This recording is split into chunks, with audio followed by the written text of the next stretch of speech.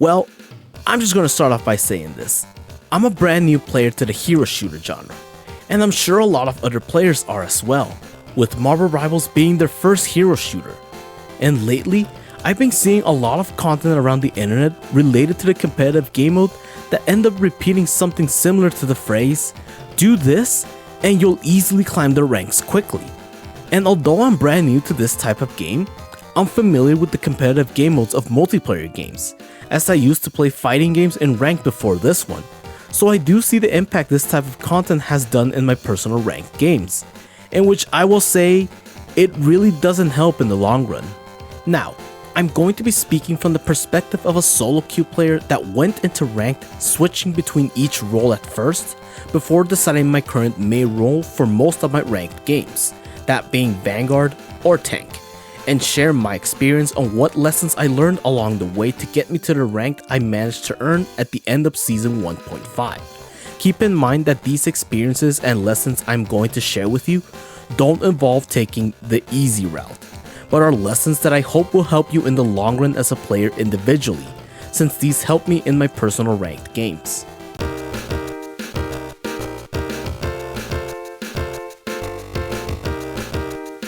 The first lesson is pretty easy. Go into Quick Match to learn the mechanics of both your character and other characters. This is one that I see a lot of players skim over. While they focus on what their character does, many don't know what the opposing team's characters do and how they function, whether it be their abilities, team-ups, or ultimates. This is something that I managed to learn on my own due to exposing myself to using all characters at least once. Although I don't use all characters in all my ranked games, I do have an understanding of what each character is capable of doing and which characters could pose the biggest threat in a ranked match. Be careful here! Born again! In your face! While you're on quick play, I'll mention the second lesson and one that is extremely important in the beginning, which is to avoid mimicking what the top players do until you have more experience under your belt.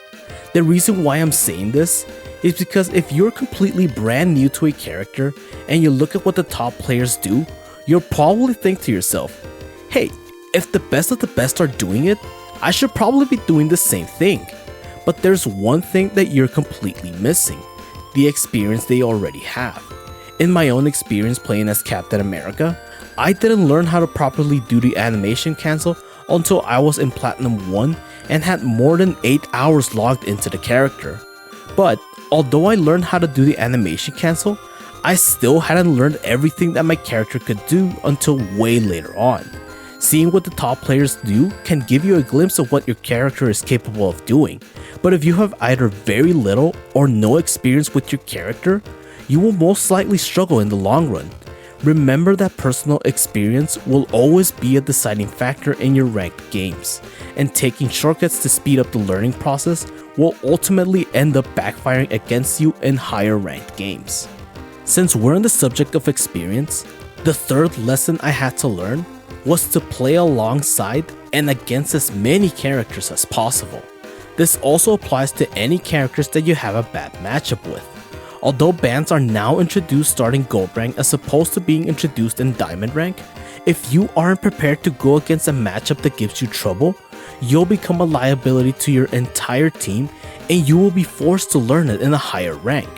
From my own experience in Season 1, I wasn't used to going up against a group player in lower ranks and has struggled a lot when I ended up going up against extremely good group players in Diamond 1. This was something that I could have prepared better for if I had faced Groot at lower levels to have a sense of what they were capable of doing against me. I definitely got better at dealing with them later on, but it was quite the struggle in the first matches. Remember how I just mentioned bans? The fourth lesson is to have a backup character ready to use and flex around other roles to avoid being a liability to your team. One of the biggest mistakes I did while playing in Season 1 was only playing Captain America for most of my games, only switching out to someone else if the Vanguard role was already taken by someone else or if I got target banned. Although I did switch to other characters/roles if needed, It became a rough experience since I was in higher ranked games at this point in time, and other players in the opposing team already knew what they could do to easily punish me due to my inexperience. Always be sure to use your backup character in some games and flex the other roles in lower ranks before it's too late. Even if you end up losing the match in the lower ranks, you gain personal experience on what to do when playing a different role or using your backup character in future games. Now that I've mentioned losing, one of the biggest lessons I learned and one that helped me improve my personal performance in the long run was to look at my own replays from both my own and other players' perspectives, especially if it was a loss. This is something that I also ended up doing while playing fighting games in ranked, since in the moment, you may end up doing certain actions by instinct that could cost you the match, whether it be by your positioning or failing to assess the current situation you're in and react accordingly. Reviewing your own replay from the opposing enemy team's perspective can give you important information on what mistakes you may have done and what you can do to better avoid those types of mistakes in your future games. Remember that it's not the end of the world if you end up ranking down, as you can always climb back up. But your own performance will be an issue in higher ranks that punish you for the mistakes that you refuse to acknowledge and fix. You need to acknowledge that sometimes your team isn't the problem in the current game. Sometimes you are the problem. Since I mentioned personal performance, the sixth lesson I learned is to take breaks regardless if you win or lose a game. Although there's nothing wrong with wanting to keep playing after a win streak to keep the momentum going, there will be a time that you'll start to see your personal performance deteriorate in games even if you ended up winning the game. This is a sign that you need to take a break and recharge before jumping back into the next game. This is especially true if you barely managed to earn a victory and you saw that your own performance wasn't as great as previous games. Going into more games in this state will most likely cause you to make a lot of unnecessary mistakes that you wouldn't do if you were completely recharged. I had to learn this the hard way and ended up putting my teammates at a huge disadvantage. Speaking about putting your teammates at a disadvantage, the seventh lesson I learned is that insulting your teammates will lead to worse performance. Keep in mind that this is different from giving your teammates feedback to help them perform better and help the team as a whole. What I'm referring to here is that it's extremely easy to insult one of your teammates if they're performing poorly in the current game. But one thing to note is that if one player insults the other, the rest of the team will crumble, and you'll need to pick up the pace for their performance. On the other hand, if you're the one insulting your teammates, you aren't focused on the match and you're bound to make a lot more mistakes that your other teammates won't appreciate, plus giving the other team an easy mistake to capitalize on. Remember that this is a team-based game, and if one team member or yourself is willing to throw the game, everyone is going to suffer the consequence of either losing or having to do additional work to get the win. And as a side note, if you are the one saying the insults and purposefully throwing games due to being dissatisfied with your team, don't complain when it comes back at you in games you really want to win. Now that team performance has been mentioned, the eighth lesson I learned is one that is also shared with fighting games, and that is that you need to capitalize on the mistakes the enemy team makes to give the entire team an advantage.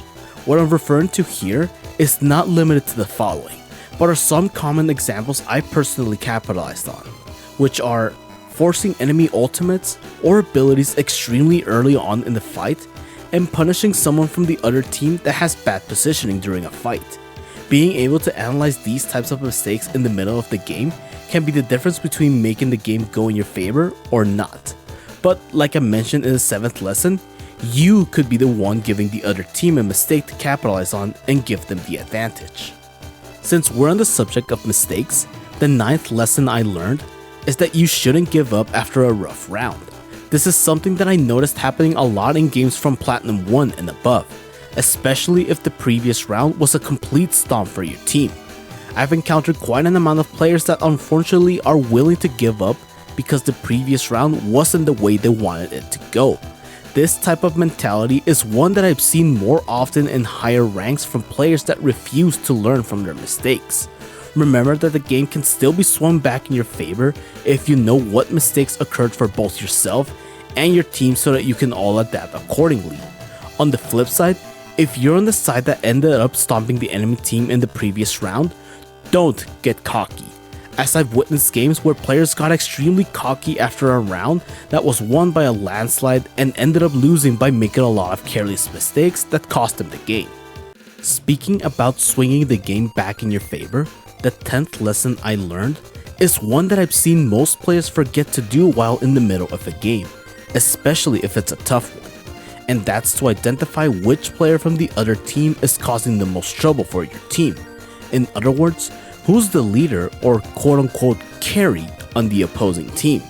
In all ranked games I played during Season 1 and now in Season 2, there's always one player from both teams that ends up performing significantly better than the rest. This is something that can be pretty difficult to do when you're playing the game's designated objective while everything is in complete chaos. But this is one thing I had to learn to ensure a round gets swung back in my team's favor. Sometimes the leader was a vanguard, other times it was a duelist, and sometimes it was a strategist. And you may think that the one holding the ace title is the leader when looking at the scoreboard, but this isn't always true, as I've encountered leaders that aren't holding the ace title, and I would need to identify who was holding the entire team together so that I could inform my teammates who to be the most careful with. In the games I've experienced, another player or multiple could be working alongside them to ensure nothing falls apart. This is where I had to identify who was keeping them afloat and target them first before taking down the leader. This, for the most part, would swing things back into my team's favor, since their best player wasn't around to help them out in those crucial seconds from the game. Since I just mentioned teamwork, the 11th lesson I learned is one that tends to be ignored in lower ranks, but I found extremely valuable the more you rank up, and that is that you need to learn when to retreat. What I mean by this is that when you see that a point is already going to be taken by the opposing team, the best option is to retreat and regroup with your entire team instead of trying to take the entire opposing team on your own, as wanting to be the hero and attempt to take down the entire team without any of your teammates having even spawned will pretty much result in you being eliminated immediately and giving the opposing team a bigger advantage in the next fight. This is mostly due to you having to both respawn and running back to your team, which include your 10-second respawn plus another 10 or 20 seconds to reach your team. In higher ranks, this run back to reach your team is extremely crucial, since those valuable seconds can give a huge advantage to the opposing team. Retreating to regroup with your entire team will help in striking the opposing team in the next fight you're inevitably going to have. Remember that if each player on your own team fights one at a time, all battles will be lost due to being outnumbered. Always fight alongside your team to avoid giving the opposing team an easy win. This next lesson I learned goes hand in hand with retreating, and that's to keep track of the map layout for any escape routes and health packs. You'd be surprised how many times I've been able to keep myself alive for an extended amount of time, either distracting the enemy team or stalling them until my team arrives with the available escape routes and health packs. I've seen a lot of players not pay attention to any changes in the map layout for any escape routes they may be able to use to avoid getting eliminated, as well as using the available health packs spread around the map in case their supports aren't able to reach them. As I went through tougher ranks, using these health packs to increase my survivability when my supports weren't available really made a difference in the game, since I would avoid getting sent back to the respawn while bringing attention to myself so that my team can come back without the entire enemy team blocking their way and resume the fight without giving the enemy team momentum. Although, if you're outnumbered or are the only one that's alive and the objective isn't in your favor, it's still best to use your escape route so that you can regroup with your team and continue the fight later. Remember that you're much more useful if you're alive most of the time, as opposed to consistently having to walk back to the fight after being eliminated. Since respawning has been mentioned, the 13th lesson that I surprisingly had to learn was to look at the scoreboard to keep track of any changes on either team. It's extremely easy to just look at the scoreboard to see what your personal stats are, but what many players tend to skim over is that looking at the scoreboard can provide a lot more information than you think, such as seeing if someone from either team has been eliminated and is currently waiting to respawn, or if there has been a character change from another player. With the most valuable piece of information to see is that you can see the current charge of all of your teammates' ultimates to better prepare if a push or counterattack is needed against the opposing team. Looking at the scoreboard for this information when I got the opportunity to do so really helped me in coordinating or switching up the current strategy I had with my team to keep the game in my favor. But be extremely careful to not look at the scoreboard solely to put the blame on a teammate if stuff isn't going the way you're expecting and end up losing because you chose to argue with your team. Remember that the scoreboard as a whole doesn't tell the entire story about what happened during the match. Now, the 14th lesson I had to learn was one that should be simple, but is one that I surprisingly found that it gets forgotten a lot when getting the team's momentum going, and that's to always play the objective. It can be extremely easy to get trigger happy in the middle of the fight and want to get more eliminations than the rest of your team, but if the point isn't in your favor when necessary, most of the time you're only wasting your energy in eliminations that don't have a direct impact for your team. This is something that I always have to keep in mind when the objective isn't in my team's favor, as there have been times that I've also forgotten to play the objective when going for eliminations to keep my team's momentum going. Always make it a priority to have the game's objective in your favor before going out to get eliminations for your team, especially if the game goes into overtime. Remember that this isn't team deathmatch, and it won't matter how many eliminations you get if you end up losing because you weren't playing the game's objective. The final lesson I learned is one that makes a lot more sense as you climb to higher ranks, and it's that the way a player uses their character's abilities and ultimate can determine the outcome of their team's fight. This is a lesson that I had to actively keep learning in every match I had, since learning when to use your chosen character's abilities and ultimate can determine whether you're going to put yourself and your team at an advantage or a disadvantage. This becomes a lot more strict for your ultimate as you keep climbing the ranks, as using your ultimate either too early or too late will have a direct effect on the team fight. Sometimes, all it takes is one wrong move to give the opposing team the advantage over yours and lose a fight that could have easily been won by your team. This is a lesson that ends up being connected to looking at the scoreboard to coordinate with your team for combinations if needed, as well as keeping yourself alive after using your ultimate to ensure it stays active long enough for your team to capitalize on it.